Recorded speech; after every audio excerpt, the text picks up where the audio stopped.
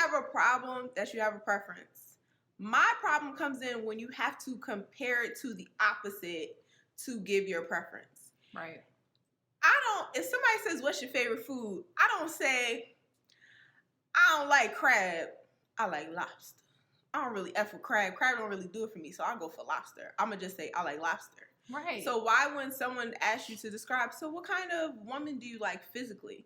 Why not just say, well, I like a petite woman. I like a smaller petite woman. Why do you have to bring us into it? Why you got to bring me into it? Full-figure women ain't do nothing to you. What do we have to do with anything?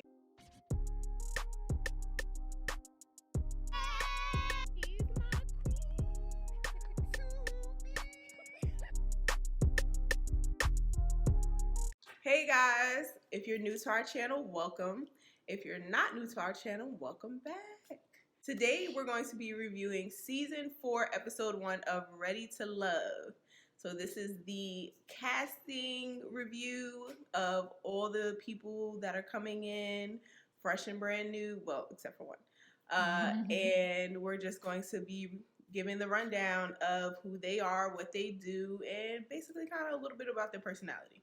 If you haven't already, make sure you subscribe and hit that notification bell so you can get all the notifications about our new videos. And follow us on Twitter and Instagram at sugarandspice88. So we're going to start with Joel. He is 42 and he is a drilling fluids engineer. Joel, you see him, he's working out. He is actually, unfortunately, widowed. His wife passed away from stage 4 cancer and left behind 2 twins, boy-girl twins, both 8 years old. So he's been single dadding it out here for a little while now. He's all for bringing a woman around his kids. If anything, he wants her to love his kids more than she loves him. That stuck out to me a little bit because I know how hard it is to take care of kids. And I really feel like he's looking more for like a mother for his children, more so than a spouse for himself. And I don't think that's a healthy way of going into looking for a partner because, you know, those are your kids still. So you still have to take the role in that. And I feel like he almost wants to like pass that on to someone else, especially with the little girl. Maybe he feels like a little bit like he doesn't know what he's doing. So that's what I got on him. Another thing that I kind of noticed about him, he says that, a lot of people just say that I'm a little too nonchalant, and it's not that I'm nonchalant, I'm just laid back. And a lot of times I notice when people are kind of describing themselves as nonchalant, they're kind of the type of people who don't show a lot of emotion or are unable to show emotion. And that's why people call them nonchalant, like, oh, you just don't care about stuff, you don't care about things. And it's because they just kind of keep the same, face all the time. They keep the same tone. They don't really, give you much. Like if we're talking about a subject, there's not very passionate about much. It's just always here, very monotone. So I don't know if that's him. I could be wrong, but if a lot of people are saying you're just a nonchalant person, then it's like, yeah. So next we'll be going to Jason. Excuse us if we look down. We're looking at our notes. Obviously, we do not have this memorized. Who do y'all think we are? So Jason is 36. He's a teacher. He used to play basketball. He played basketball all throughout high school, semi-pro. He also played overseas. So Jason has kind of had some rocky situations. He said he had a situation where he dated a woman, and then on the date she asked him, do you want to be a sugar daddy? No. Why would you ask me that? What kind of question is that? Also, he said that he had an experience where his co-workers had a group chat about his girlfriend cheating on him, and then when he confronted her about it, she was like, so, and who gonna check me? I have a little bit of red flags about Jason. I don't feel like Jason, he's also 36. He's one of the youngest guys there. I feel like he may be one of the first to go. I don't feel like he's assertive enough. I don't feel like he's sure of himself. He comes off a little bit He doesn't really give confidence. No, he kind of just doesn't. is like, yeah. Hey guys. So the next person is Ron. He's 40 years old. And he's in corporate sales, and he has two small businesses, which is a small car lot, and he imports caskets. So he says he describes himself kind of like the guy who's been in college too long. And I don't know, red flag. Like, you're 40 years old. Like, you're still out here playing. I guess now. It's a lot of that. And that's the constant between majority of the men that we see, that the women have to choose from. So I don't know how well this season is going to go.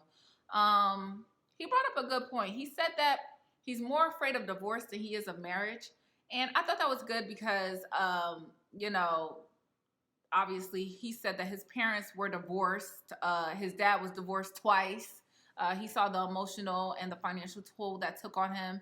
So yeah, I think that's a better way to just, instead of saying like I have commitment issues, right? It's like I'm not afraid of the commitment part, right? I'm not afraid of being with you and being loyal to you and, you know, having the whole relationship. I'm afraid that it's not going to work out, right? And we're going to have to get this divorce, right? Which is true. Yeah, that's a valid fear. He also said he is an alpha. He said he's direct. And he's a challenge for women. Because he's so direct. I don't. When you say things like that, it just strikes me as the type that's going to say extremely unnecessary things to you that you did not ask for. Mm-hmm. You know, he just has to give his opinion on everything. Let's say 7.58.3 times out of 10 when a guy is like has to say he's an alpha male. I feel like what he really means is I'm kind of an a-hole. I kind of just have to put my opinion in everything, and I'm not one of those people who filter myself, and I'm not one of the people who come with tact and, you know, let me say it in a nice, or, you know, let me speak to you a certain way. It's kind of just like, I'm gonna say what I want, you gonna like it because I'm alpha. Yeah, I'm here for that. And he also said that he hasn't found anyone serious enough to weather the storm. Look, this is just the way my brain works. I don't know. When he said weather the storm, the first thing I thought it was cheating. I don't know why. Just connected with the rest of his personality. Some people, when they say, oh, you got to stick through with the thick and thin, they think they're talking about like infidelity and stuff. That is not thick and thin. That is not weather the storm. Nope. Weather the storm is, you might lose your job, you might have a little financial trouble. Sickness, one of us might get sick or something like that. That's weather the storm. You causing problems is not weather the storm. No. So, yeah, we'll see. Like I said, I could be wrong. I don't know. I'm just saying. Okay. So next we have Diedrich, aka Chef. He's 47. He has a business called Fresh Cuisine, which he, I guess, you know, caters foods and things like that. He has 2 daughters, one 26-year-old, one 21-year-old. He's been married 2 times, and he has a 3-year-old grandson. He says that it's very difficult for him to date because everything's so money-driven. I don't know what's going on down there with the women's asking these men for monies. I don't know. You know what? I don't really think that's it. Because from the roster, we see a lot of successful women holding their own. So I was referring to what's his name, right? The one, but the sugar daddy. I'm just like, what do you mean it's so money driven? Are you taking them expecting you to pay for a first date as money driven? Right. Like, where does money? What does that mean to you? Anyway, the next thing that he says is that he wants a son, and that if you don't want children, then y'all don't have nothing to talk about. There's a difference between, I want children, you know, in the future, you know, if I have a nice marriage and we get on the same page and we have children, I want a son. Not I want a child and I want the child to be healthy and it doesn't matter what we have. I want a son. And if you don't want a son, we ain't got nothing to talk about. So do you want a woman because you're ready for love, or do you just want a son? Right. Because you could go adopt a baby. Right. If it's just that. The son is a non-negotiable, right? But a lot of these women that we're seeing, they're saying that they want a man that's financially stable. So I'm wondering if he goes on a date and if a woman says, I want a man who's financially stable, is he taking that as being a gold digger? Okay, yeah. We're in our 30s and 40s, so Why would of I course not? I want a man that's financially stable. And why can't I request for a man to be financially stable, but you can request and say it's non-negotiable for you to have a son? Meanwhile, When you're you're not not even the one having carrying the it. kid. So miss me with that. Y'all want to sit down and talk about how this is not negotiable when it's my uterus, and there's still a chance you could have another girl. So you want her to keep having kids until you have a boy? Like, what are you saying? So it's non-negotiable about the kids, but he specifically said he wants a teammate. So you want the finances 50-50. to be split 50-50, but the son is non-negotiable. Listen, he's giving me broke guy vibes. He's giving me, I don't want to pay for a steakhouse first date. Well, we could go to Applebee's first date. He's giving me, okay, I expect everything out of you, but you can't expect anything from me. Right. I got 50% of the finances, and that's about it. I don't think he's ready for love. So the next person we have is AJ. He's 38. He's a music producer. He says that he tries not to date his artists. He said he's did that before. It hasn't worked out well. He said he has hit the scenes pretty hard, so he might know a few of these ladies. Because he was out here thotting and bopping. Ah, God, these men. I'm through with them already. You was out here that hard? That I hard? probably know some of them because you know. You Your could boy have was kept that. out here. You could have kept that to yourself. You definitely could have kept that to AJ. yourself. He says that he's self-proclaimed. You know, some people might see me as overly confident. You know, I'm chocolate. I'm popping out here. Got the bald head, the nice skin. Ladies want to rub on my bald head. Lord, what's happening right now? Whew. So then he says he has the F list. The F list is fit, funny, feisty, freaky, family oriented, full figured, and financially literate. I'm not mad at the list. I'm not mad at the list. Especially the financially literate. Family oriented. I thought it was a pretty well-rounded list. And, you know, I like that. He's another one. He says he's very direct in what he wants. He said he wants both sides. He wants a woman to do both. Because he feels like he does both, so he wants a woman to do both. Do you? But my whole thing, if you say you're going to do both, make sure you do both. Make sure you're right. cooking, cleaning, changing diapers too. Since we want to talk about do both. Yeah, because if I'm cooking, cleaning, and paying half, and taking care of the household, and I still gotta go to work, and you just gotta go to work, no. What do I need you for? Right. So now we go to Troy McAllister. Mm-hmm. Troy is 51. He's the regional manager for a GPS company. He has a daughter. He's been a bachelor all his life, all his days. 51 years. He says that Troy is not particularly my favorite. And one, he's giving me Wayne Brady. He's giving me Wayne Brady mixed with like a Denzel impression. I don't know. Also, when he's describing the type of woman he likes, he goes, I don't like full-figure women. Now, I don't have a problem that you have a preference.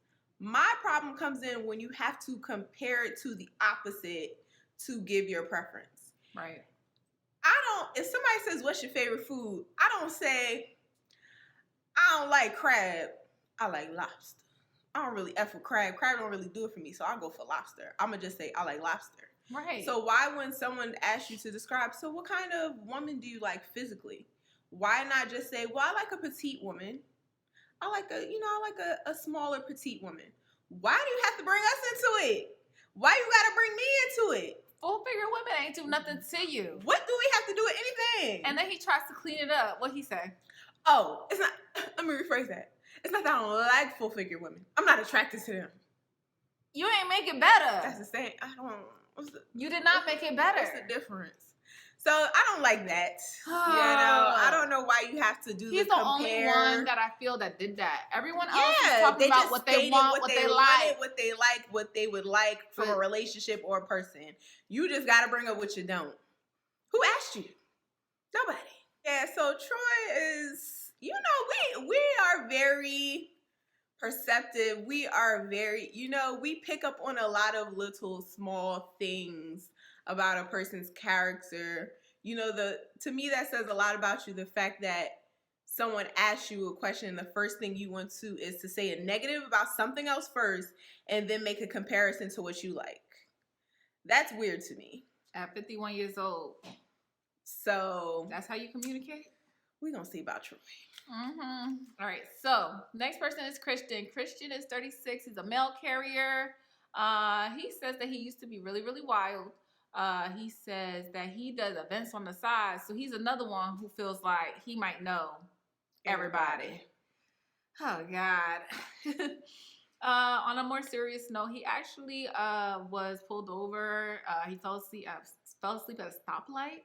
And he's been sober for 3 years. He's went to AA, went to rehab, got himself together, and he's been sober for 3 years. So, for him. Yeah, good job getting your life together. I thought that was really cool. So now we have Khalid. I like Khalid. I like him too. Why I like him? Oh man, Khalid is 41. He's a teacher. He says that in 2013 he was in a really bad accident and car accident. He was in a really bad car accident.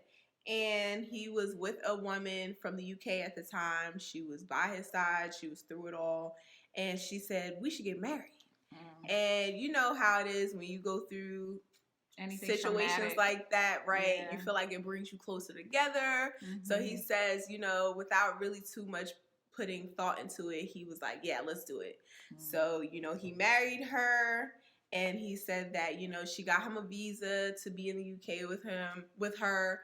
But he couldn't find a job. He didn't feel comfortable. He didn't feel stable. Just, he didn't want to live off her. He couldn't get his own. So, the marriage didn't work out and they had it annulled. So he says that he's had the pleasure of meeting very beautiful women, but for some reason they turn out to be cold-hearted savages. Man-eaters. Oh my God. As far as his profession goes, with him being a teacher, he says that he teaches inner city kids and he likes to teach them not about just their subject matter, but also about things of the world, to help prepare them for things they might encounter when they get out there. And that just shows that he's just a caring person. For you to care about their life beyond the classroom shows that, you seem to be a good person, a caring, loving person. He also says that his ideal woman is a mix between Erykah Badu and Lauryn Hill. He says he likes intellectuals. He also says that, take notes, Troy.